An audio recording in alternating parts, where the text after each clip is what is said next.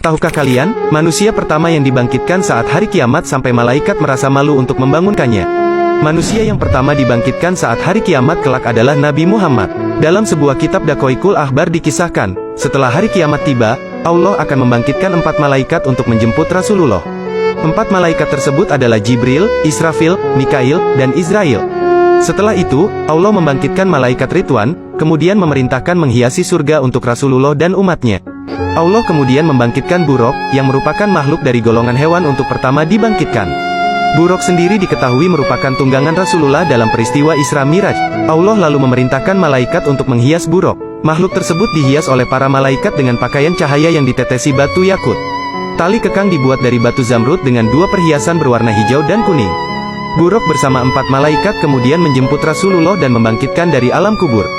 Para malaikat menuju bumi yang telah tak tersisa. Malaikat sempat kesulitan mencari makam Rasulullah. Namun tak lama, cahaya muncul dari makam Rasulullah. Para malaikat pun mengetahui bahwa cahaya tersebut merupakan pertanda keberadaan makam Rasulullah. Para malaikat langsung menuju makam Rasulullah.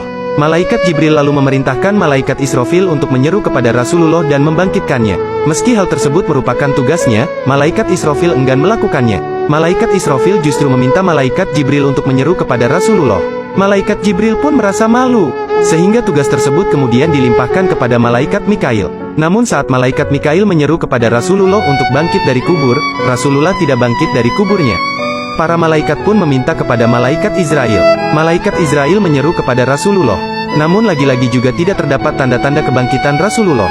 Malaikat Israfil kemudian mencoba menyerunya, tapi juga tidak berhasil.